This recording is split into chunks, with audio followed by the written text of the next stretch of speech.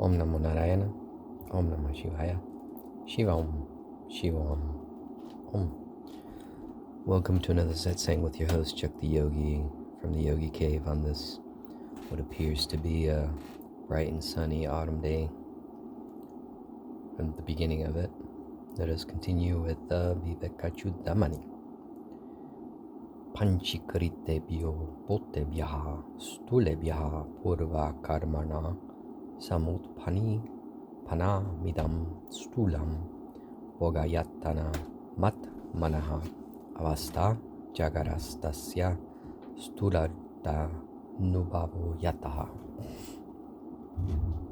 Made up of the gross elements, formed by the combination of the subtle elements and ordained by past actions, this gross body is the instrument of experience for the self, the big self. The state in which it perceives gross objects is its waking state. So again, just like Shankara talked about, Yoga Sutra, Patanjali, I haven't had my coffee yet. He talks about the three states of waking, sleeping, and deep sleep. This is what he's talking about here. Vayendriyaihi stulapadar tasevam sarakchanda nastriya divi chitra rupam karoti jivaha svayame tadatmana tasmat prashastirvapushosya jagade. The individualized ego identifying itself with the body, which in the West is very prominent, right? Enjoys gross objects such as garlands, sandal paste, women or men, etc., of an endless variety by means of the sense organs. Therefore, this body has the greatest play in the waking state. Salvapi bahaya samsaraha purushasya yadashrayaha vidi dehaya midam stulam grihava griha medinaha.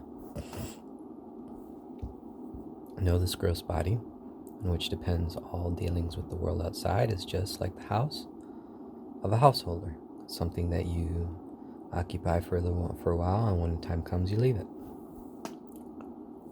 Stulasya sambhava jara maranani dharmaha staulya dayo bahuvidaha shishuta dyavastaha varnashara madini yama bahulda mayaha syuhu pujavaman nabahu mana mukha visheshaha. Birth, decay, and death are the essential properties of the gross body. Fatness, etc., childhood, etc., stages of development, the different components of the body are its different conditions, as rules of caste and orders of life. Caste, the priestly caste, the warrior caste, merchant class, the working class. And it is subject to a variety of diseases, and it is the body that meets with different kinds of treatments, such as worship, dishonor, honor, etc., according to one's karma. Organs of perception and action. Buddhing driyani shravanam tvagakshi grahnam chajiva vishaya va bodhanat vakpani pada kudama yupastaha karmendriyani paravanena karmasu. The ears, skin, eyes, nose, and tongue are organs of knowledge, for they help us gain the knowledge of the external objects. Organ of speech, hands, legs, anus, and genitals are the organs of action due to their tendency to work, to do things.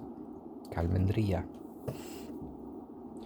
Nigatyate taha karanam manodhi ahankarit tishchitamiti svavritti bihi manastu sankalpa vikalpana divihi buddhi padalta dya vasa yadharmataha. The inner organs are called, according to their respective functions, as mind, intellect, ego, and chitta or consciousness. Mind is so called by reason of its considering the pros and cons of anything. Intellect by reason of its functioning of determining the truth of things. Atrabhimana daha mitya hankaritihi svaltanu sanda na gurnena chitam. The ego is so called by reason of its identification with the body as one's own self, and chitta or consciousness from its function of constantly illuminating the things of interest. So again, these are just convenient classifications of what we call mind, right? Or the psyche, let's put it that way. Prana, panavya, no dana, sammana, bhavatyasau pranaha, sva, yameva, vritti beda, dvikriti bedat, suvarna salila divat. And then same prana becomes prana, apana, vyana, udana, and samana. Again, prana is that vital energy. And according to Samkhya philosophy, it breaks down into these different energies that animate the body. According to its functions, modifications like gold, water, etc. Subtle body, its effects. Bhagadi panchas, sharavanadi, pancha, paranadi, pancha, brahmukani, pancha, budhya, dhya, vidyapi, cha kama, karmani, puryashtakam, sukshma, sharira, mahu. 5 organs of action beginning with speech, the 5 organs of perception beginning with the ear, the group of the 5 pranas, the 5 elements starting with space, along with the discriminative intellect and also ignorance, desire, and action. These 8 cities together constitute the subtle body. So again, the body is just a constituent of components. Idam shariram shurinu sukshma sanchnitam lingam tvapanchikarita buddha sambhavam savasanam karma phala nuba vakam svajñat nanto nadirupa diratmanaha. A subtle body, listen carefully, is also called the linga sharira.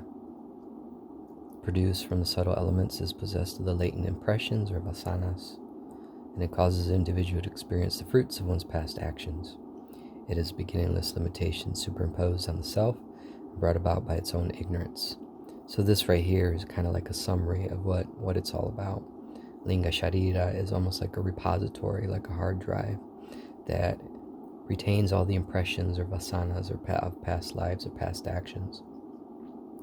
And this is brought about by the veiling of the self through the veil of ignorance in order to experience things in the playground.